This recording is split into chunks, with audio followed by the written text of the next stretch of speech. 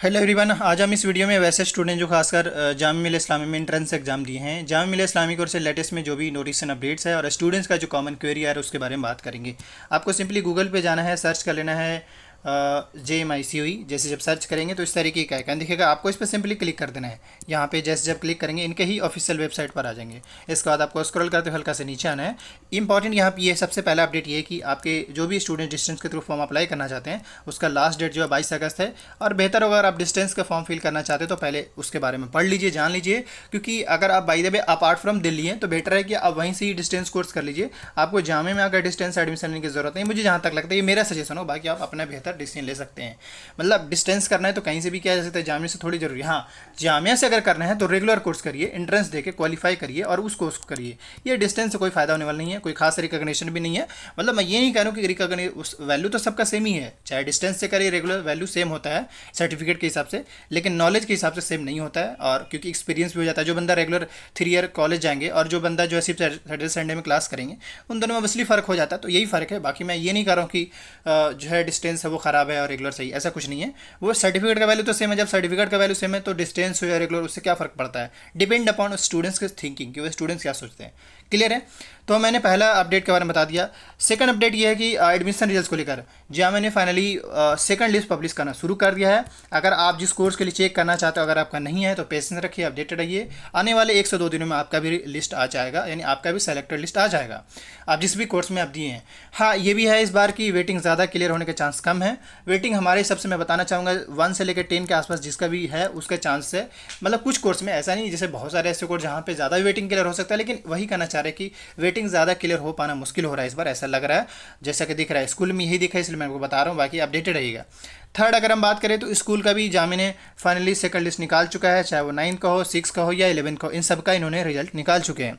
साथ ही हम क्लासेस की बात करें, साथ ही हम आपके क्लास की बात करें तो आपका मोस्ट प्रोबेबली 1 सितंबर से क्लास स्टार्ट होने जा रहा है। तो आप उस तरीके से तैयार होकर रहिए, या फिर आप जब एडमिशन लेने जाएंगे तो आप एक बार कंफर्म जरूर हो लीजिएगा कि हमारा जो एडमिशन है या फिर हमारा जो क्लासेस है वो कब से स्टार्ट हो रहा है। तो आप एक बार थोड़ा टीचर जो होंगे ना आप उनसे पूछ लीजिएगा। खैर, ये तो मैंने बता दिया। अब यहाँ पे जो भी स्टूडेंट्स जामिया में एडमिशन ले चुके हैं या लेने वाले हैं जिनका नाम आया है, उन स्टूडेंट्स के लिए एक बहुत अच्छा ऑप्शन है स्कॉलरशिप का। आप सिंपली गूगल पे जाएंगे और सर्च कर लेंगे NSP।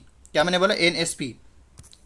आप जैसे जब सर्च करेंगे यहाँ पे NSP में याद रखिए जो भी स्टूडेंट्स हैं एटलीस्ट आपका इनकम सर्टिफिकेट और रेसिडेंशियल सर्टिफिकेट जितना जल्दी से जल्दी बनवा लीजिए, क्योंकि ये दोनों सर्टिफिकेट ज़रूरत पड़ेंगे।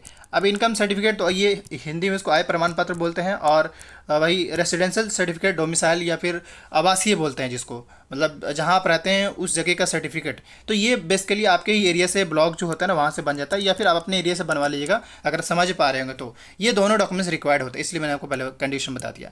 नेक्स्ट अगर हम बात करें तो आप जैसे जब NSP सर्च करेंगे तो इस तरीके का आइकन है कि इस पर आपको सिंपली क्लिक कर देना है।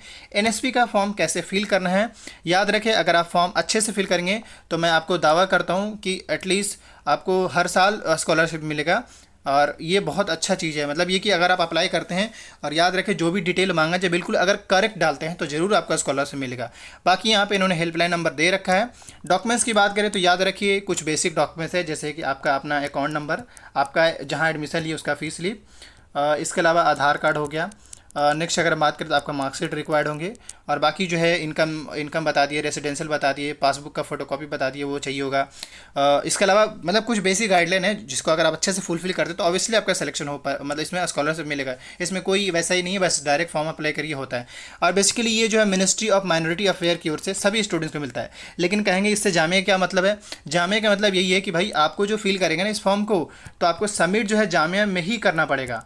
जो यूपी के स्टूडेंट्स होते हैं उनको अपने डिस्ट्रिक्ट के माइनॉरिटी अफेयर में सबमिट करने होते हैं, ये कंडीशन है। बट जो स्टूडेंट्स बिहार से हैं या अपार्ट फ्रॉम यूपी से हैं उनको जामिया में ही सबमिट करना पड़ता है। और ऑब्वियसली इनका स्कॉलरशिप आते हुए इवन मैं भी रिसीव कर रहा हूँ, इसलिए मैं आपको बताना चाह रहा हूँ। खैर, स्कॉलरशिप मुझे भी मिला है। तो यहाँ पे अब इसका देखिए इस तरीके से आइकन आ चुका है, और अब यहाँ पे देखिए ऑफिसर्स का ये सारी चीज़ें। वही इस स्कॉलरशिप फिल करने का जो लास्ट डेट है आप देख सकते हैं यहाँ पे। एक तो ये कि जो गर्ल्स हैं उनके लिए जो है 16 दिसंबर तक है, सॉरी 16 सितंबर तक है, नहीं बल्कि अक्टूबर तक है। 16 अक्टूबर तक जो है आपको मैं फिर से दिखाना चाहूँगा।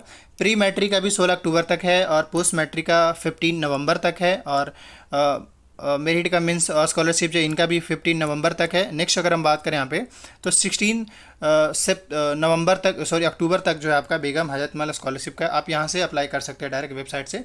बाकी कैसे अप्लाई करना उस पर एक वीडियोज़ बना दीजिएगा ताकि आपको हेल्प मिल जाए।